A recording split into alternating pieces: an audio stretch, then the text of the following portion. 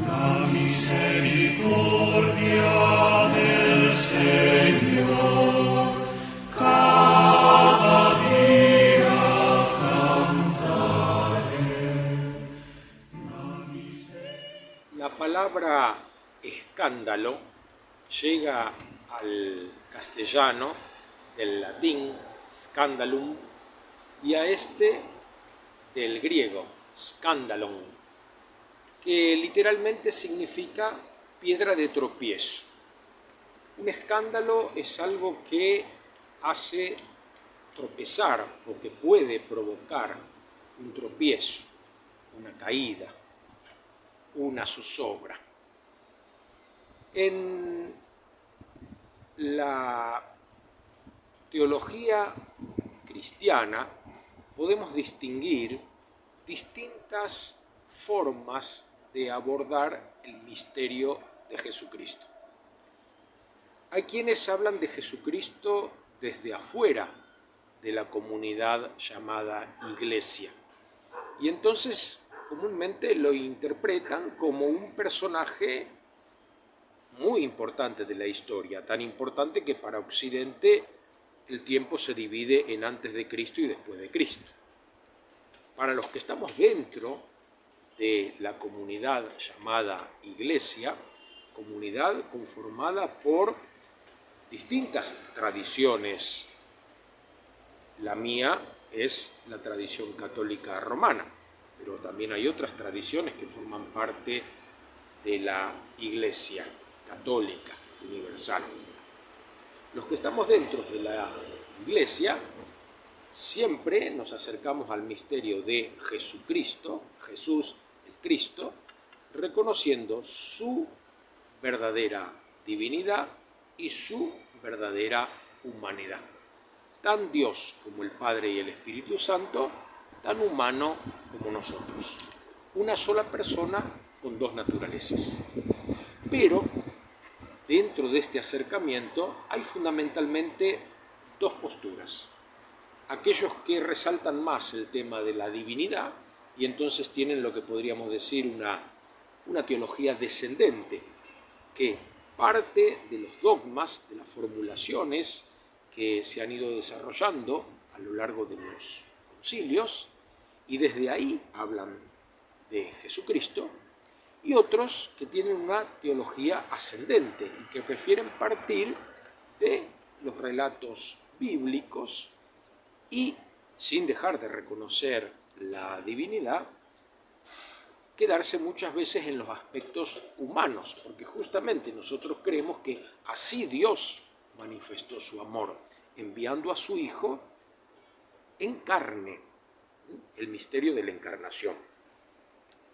Yo decía, cuando meditaba en el capítulo 14 del Evangelio según San Mateo, del versículo 22 al 33, el relato de la tempestad calmada, que acá se quiere manifestar esta filiación divina de Jesús, esta naturaleza divina que hace que los que están en la barca después de la tempestad calmada se postren delante de Jesús.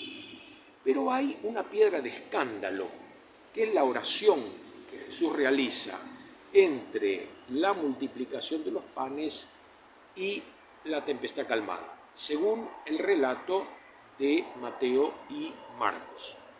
Juan evita el tema de la oración de Jesús. Por eso justamente pienso que se trata de un escándalo. En la primera carta a los Corintios, capítulo 1, versículo 23, si no me equivoco, dice Pablo que él predica a Jesucristo crucificado, escándalo para los judíos, locura para los griegos. Como la teología de Juan es una teología bien descendente, el verbo, la palabra, se hace carne, pone su tienda entre nosotros, pero parte de la realidad de esta palabra como Dios. La palabra estaba con Dios, la palabra era Dios y la palabra se hizo carne. Entonces evita el tema de la oración, porque la oración de Jesús, verdadero Dios, nos resulta un tanto escandalosa. ¿Qué tiene que orar Jesús si es Dios? El texto dice que después de la multiplicación de los panes, obligó Jesús a los discípulos que subieran a la barca y pasaran antes que él a la otra orilla, mientras él despedía a la multitud. Después subió a la montaña para orar a solas. Esta oración muchas veces está presente en los relatos evangélicos, sobre todo en los sinópticos. Oración de alabanza: te alabo, Padre, Señor del cielo y de la tierra, por haber ocultado estas cosas a los sabios y prudentes y haberlas revelado a los pequeños. Pero también oración de petición en el huerto de los olivos: Padre, si es posible, aparta de mí este cáliz, pero que se haga tu voluntad y no la tuya. En la cruz: Padre, perdónalos, no saben lo que hacen. Oración de petición, oración de alabanza. Tan escandalosa es esta oración de Cristo, este Cristo orante, que muchos teólogos no se refieren a ella, o a veces dan opiniones que no tienen fundamentación evangélica. Por ejemplo, el Papa Benedicto XVI, en su libro acerca de Jesús en 3 tomos, o en unas catequesis que tuvo en el año 2011 con el tema de la oración, dice que Jesús era un judío piadoso, que provenía de una familia piadosa, por eso fue presentado en el templo, por eso fue circuncidado. Pero omite Benedicto decir que nunca hay un texto en los evangelios que muestren a Jesús orando en el templo. Sí a Jesús en el templo, pero nunca orando. Jesús en el templo se pierde, discute con los doctores, pasea, tira las mesas de los cambistas. Nunca Jesús ora en el templo. La relación de Jesús con el templo es una relación muy tensa, y de esto dan cuenta los sinópticos. Tanto en la predicación de Jesús: destruyan este templo, como en el juicio de Jesús: este dijo que iba a destruir el templo, como en la realidad de Jesús en la cruz: tú que destruías el templo, bájate de la cruz y creeremos en ti.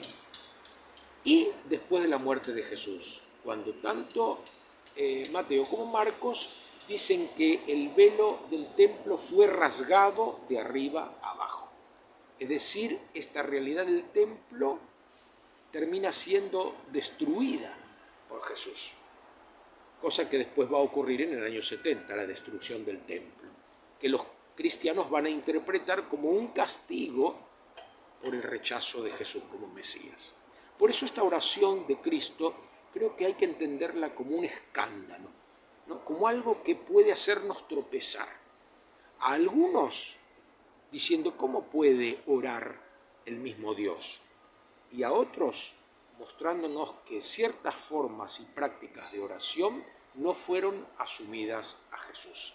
No sé si este Jesús tan poco piadoso hoy sería muy bien visto en algunas de nuestras comunidades parroquiales, en alguna de nuestras instituciones. Que el Señor nos conceda la gracia de ser verdaderos orantes, que nos conceda tener sus mismos sentimientos y ser capaces de apartarnos cada tanto en soledad para encontrarnos con ese Dios y pedirle que por favor amolde nuestro corazón a su corazón y nos haga tener los mismos sentimientos de misericordia, de compasión que tuvo y que tiene nuestro Señor con nosotros. La misericordia del Señor.